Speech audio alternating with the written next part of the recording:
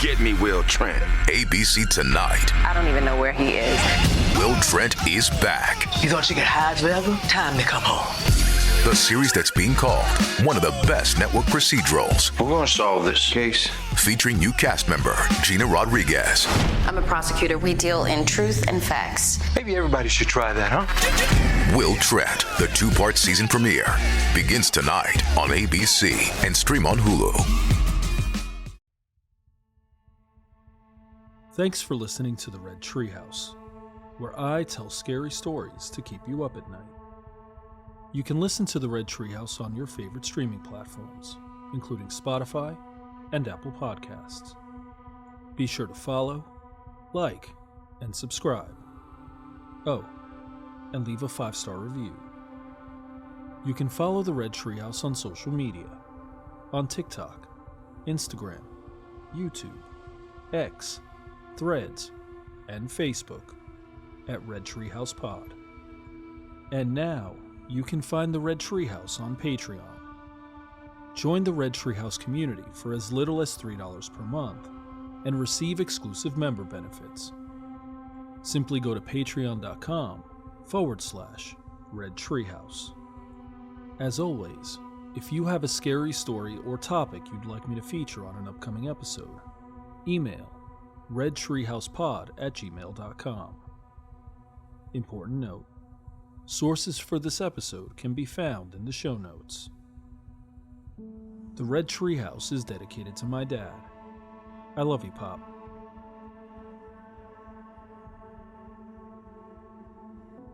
The 1980s were a terrific decade for horror movies.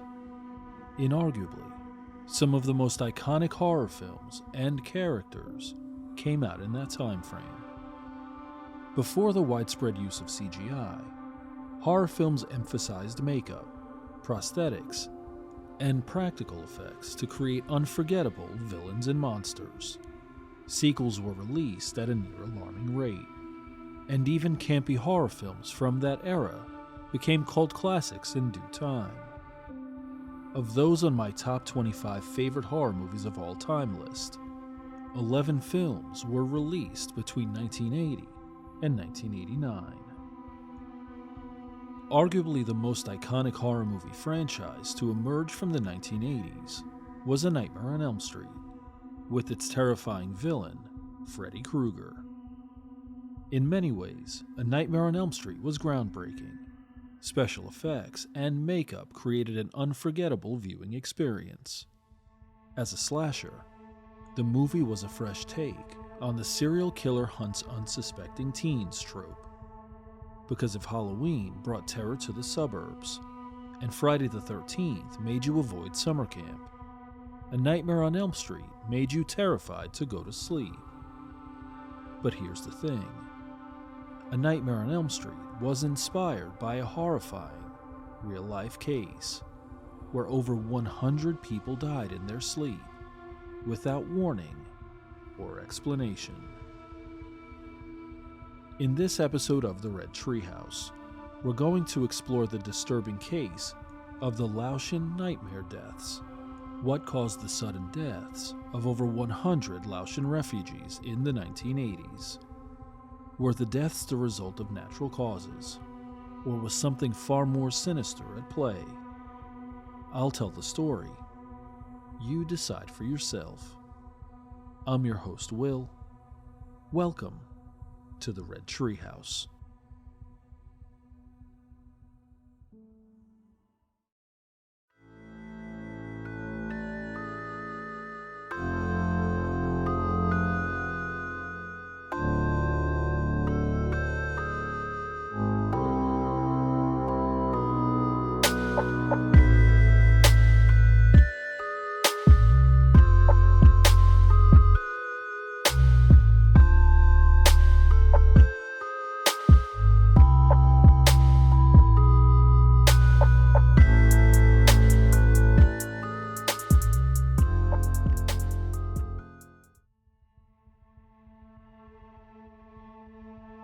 The story of the Laotian Nightmare Deaths began at least 2 decades before in the 1960s, halfway across the world in Laos, and amidst the conflict, known as the Vietnam War.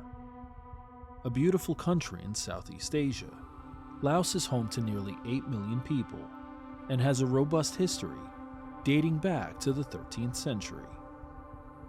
Landlocked by China and Myanmar to the northwest, Cambodia to the southeast, Thailand to the west and southwest, and Vietnam to the east, Laos is described as, quote, a hub for overland trade, end quote.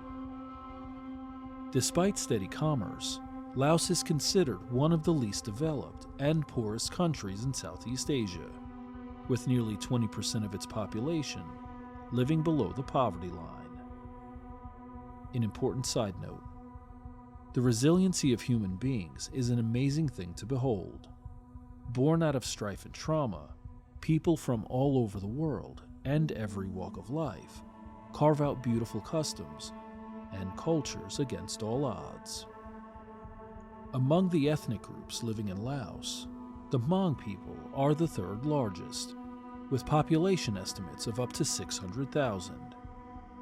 According to the Hmong Association of Washington, quote, for thousands of years, the Hmong have maintained a distinctive culture, including dress, oral tradition, and religion, valuing their autonomy and close-knit community above all. In pre-war Laos, the Hmong remained intact because they lived high in the mountains and had little contact with other people. They farmed in the highlands and harvested enough crops for their own needs, end quote. Over much of the 20th century, the Hmong were divided by various conflicts between opposing groups and parties. In the 1960s, the Vietnam War came to the doorstep of Laos, and specifically the Hmong people, who viewed communism as a threat to their land and way of life. Against this backdrop, the CIA trained 30,000 Hmong, including children, to help fight the war in neighboring Vietnam. Known as the Secret War, U.S.-trained Hmong fighters played a critical role in the conflict. According to the Hmong American Center, quote, the Hmong played many critical roles under the directions of the U.S. CIA, including harassing the communists on the Ho Chi Minh Trail, providing intelligence about enemy operations, guarding U.S. strategic radar installation, and rescuing downed American pilots, end quote. Their bravery was not without cost, though, as it is estimated, quote, Hmong soldiers died at a rate 10 times as high as that of American soldiers in Vietnam. Before the war, between 300,000 and 400,000 Hmong lived in Laos. Although there is disagreement over how many died during the war, estimates range from 1/10 to half of the Hmong population was killed, end quote. Equally as tragic, many Hmong killed were not soldiers, but rather were civilians who perished by mortar fire, mines, grenades, massacres, disease, exposure, and hunger. Despite the heroism and sacrifice of the Hmong, in 1975, Laos fell to communist forces, and with it, a new terrifying reality began. Almost immediately, American relief programs stopped, and the Laos People Party, quote, declared the Hmong enemies of the state, end quote. They were now viewed as traitors. In the aftermath, several thousand high-ranking Hmong military officers and their families were airlifted to nearby Thailand, while thousands of soldiers and their families were left behind.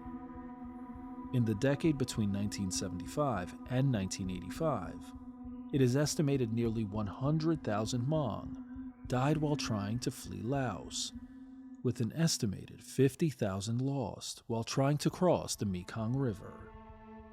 Over 100,000 were sponsored to enter the United States.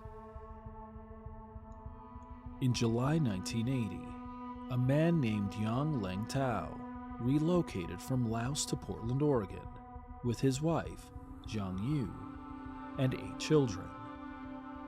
A few months later, on January 8, 1981, Tao stayed up late to watch television. Sometime after midnight, he turned the television off and climbed into bed next to his wife. Within a few minutes, he was sound asleep. Sometime after, Zhang was awakened by the sound of her husband struggling to breathe. Panicked, she rolled him over to wake him up.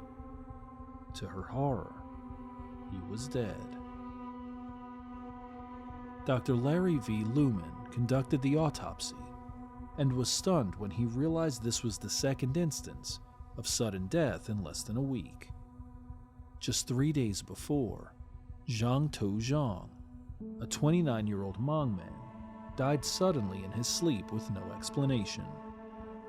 And despite post-mortem tests, Dr. Lumen could not determine a cause of death. Within a short time, the mystery deepened as he discovered 2 additional deaths in the previous 9 months, stating, quote, "All were very, very similar. They were restricted to males, all relatively young, who died during their sleep," end quote. Determined to figure out what was happening, Dr. Lumen reached out to officials in areas with higher numbers of Hmong and Southeast Asian refugees. Nearly 2,000 miles away, in St. Paul, Minnesota, Lumen learned there were 4 similar, unexplained deaths. But that's not all. There were open cases in Seattle, Washington, Orange County, California, and Des Moines, Iowa. In February 1981, another case was reported in Minneapolis, Minnesota, bringing the number of unexplained deaths to 13 since 1977. An article in the LA Times entitled "Mysterious Fatal Malady Striking Hmong Men" and dated July 14, 1981, stated, quote, "The attacks were all unexpected, fatal, and utterly mysterious. The 20 victims, all but one of them young, apparently healthy men, were stricken in the middle of the night, and they died in agony. Autopsies by some of the best pathologists in the country have been unable to explain the cause of the seizures. What is even more vexing is that all of the victims are members of the Hmong tribes, Southeast Asian refugees dispossessed of their Laotian mountain homeland because they backed the United States in an ill-fated war." End quote. The first known mysterious death was that of Lai Dua in 1977, a healthy young man who died in his sleep. The LA Times article stated, quote, "There was an autopsy which put down the cause of death as acute cardiac insufficiency. That is a fancy way of saying they didn't know exactly what killed him." End quote. That's part of what makes this story so scary. Seemingly healthy men dying suddenly while doing something natural and normal. I suspect most of us don't give a second thought to going to bed at night. And I can't recall an instance where I thought I might die in my sleep without explanation. In a stunning case, a Hmong man living in Seattle lived through his ordeal. One article stated, quote, "The victim, a member of the Hmong community in Seattle, has become in effect a living laboratory for the study of the malady. When he arrived at the hospital, he was found to be in ventricular fibrillation.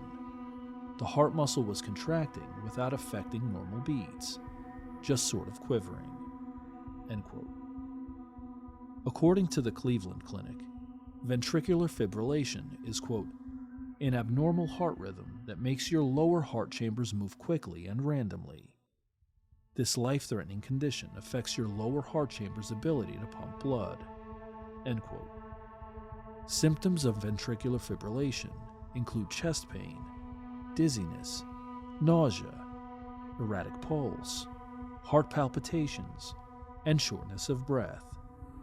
A person experiencing ventricular fibrillation, quote, "will collapse with little or no warning and won't respond or react when you try to wake them. They'll also gasp for breath or stop breathing." End quote. The patient received immediate treatment and survived, and over the course of several weeks, he, quote, "developed a typical electrocardiogram pattern of a person who had suffered a heart attack." End quote. For some, this explanation was sufficient. But for others, it brought more questions than answers. How can healthy young men suddenly die in their sleep without cause or explanation? What happened was obvious, but why it happened was not. And as you can imagine, a variety of theories came to the forefront. There are some who believe the men died due to exposure to chemical agents during the Vietnam War, the most infamous being Agent Orange. According to the U.S. Department of Veterans Affairs, Agent Orange, quote, "was a tactical herbicide used by the U.S. military for control of vegetation," end quote. For over a decade, up until production and use was halted in 1971, the U.S. military sprayed massive amounts of Agent Orange throughout Vietnam. The goal was to, quote, "defoliate trees and shrubs and kill food crops that were providing cover and food to opposition forces," end quote. Agent Orange contained a dangerous chemical called dioxin, which can cause cancer, reproductive and developmental problems, and damage to the immune system. Despite this, medical professionals quickly ruled this out as a possibility, citing the victims were only males who died suddenly in their sleep. From a medical standpoint, the ailment was given a name: Sudden Unexplained Nocturnal Death Syndrome, or SUNS. A 2018 article in the Journal of the American Heart Association stated, quote, "Since the first report of 12 sudden unexplained nocturnal deaths among Laotian refugees in the United States was submitted, the Centers for Disease Control and Prevention had received 13 reports, with a total number of 117 SUNS cases in Southeast Asian refugees during 1981 to 1988. The mean age was 33 years old, and 75% were 25 to 44 years old. Gurgling, gasping, or labored respirations appeared in some victims before death. None of the victims had a history of syncope episodes, epilepsy, or allergies. Only one of 51 SUNS cases was confirmed to have family history." End quote. Here's the thing. As the name suggests, sudden unexplained nocturnal death syndrome occurs without notice, has no clear cause, and happens in the middle of the night. Though some medical professionals believe stress could be a factor. A New York Times article entitled "Nightmare Suspected in Bed Deaths of 18 Laotians" and dated May 10, 1981, stated, quote, "The deaths have generally been attributed to probable cardiac arrhythmia or irregular heartbeat. Although pathologists have been reluctant to advance it publicly, one possibility being explored is an obscure pattern described in medical literature as Oriental Nightmare Death Syndrome, in which death results from terror induced by a nightmare." End quote. Something interesting. Though this may sound far-fetched, there are more than a few who believe this to be the case. Traditional Hmong beliefs include a sleep paralysis demon they call Da Cho, who attacks sleepers by, quote, "sitting on their chests, sometimes attempting to strangle them," end quote. Consider the stress and trauma Hmong refugees experienced after the Vietnam War, forced relocation to a new country, the expected assimilation into a brand new culture, and the loss of traditional spiritual ceremonies or proper ancestor rituals for protection. Dr. Shelley Adler believes, quote, the power of traditional belief in Da Cho, compounded by such factors as the trauma of war, migration, rapid acculturation, and the inability to practice traditional healing and ritual, can cause cataclysmic psychological stress." End quote. An important distinction: Dr. Adler uses the word nightmare, quote, not in the modern sense of a bad dream, but rather in older traditional terms as the nocturnal visit of an evil being that threatens to press the very life out of its terrified victim. End quote. Her research raises an important question. Is it possible the Hmong victims died at the hands of Da Cho? And is it possible Da Cho visited them because the Hmong were no longer able to care for their loved ones who had passed on before them? Dr. Adler, referencing Bruce Blytout, stated, quote, "Of the Hmong families who continued in ancestor worship, every one of them expressed the view that they were not able to satisfactorily perform certain religious ceremonies. Reasons for this were that besides being fearful of the police and breaking public health laws, many complained that since they were not allowed to raise or slaughter animals in their homes, it was difficult to find adequate livestock necessary for Hmong ceremonies. Some families said that due to the disruption of village and clan groups caused by relocation, they were unable to find a Hmong religious leader or other family members to help in the performance of correct ceremonies. Others cited that living in an apartment was not conducive to providing a central pillar for ancestors to live in." End quote. This is an important point.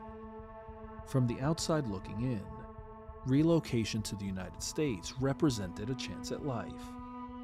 But for the Hmong themselves, that second chance came with a loss of cultural and religious identity, key parts of who they are individually and collectively. Coupled with a lack of access to culturally appropriate resources, the Hmong were thrust into a world they neither recognized nor understood. And over 100 died in a sudden and terrifying way. To this day, there is no explanation for their deaths. I'll admit, this case saddens me more than anything, because it is filled with agonizing loss. The Hmong were forced out of their homeland, a place of safety and comfort, halfway across the world to an unfamiliar country. They lost their home, culture, religion, language, customs, food, and safety. And then, over 100 of them inexplicably lost their lives. The secondary effect of this story is obvious. Can a natural and simple act, like going to sleep at night, have horrifying and deadly consequences? And it leaves us with an unsettling question. If these deaths are unexplainable and have no discernible cause, how can we possibly hope to prevent them? As we close this episode of the Red Treehouse, we're left with these lingering questions. What caused the sudden deaths of over 100 Laotian refugees in the 1980s? Were the deaths the result of natural causes, or was something far more sinister at play? I've shared the story. Now you decide for yourself. I'm your host, Will. Thanks for joining me in the Red Treehouse.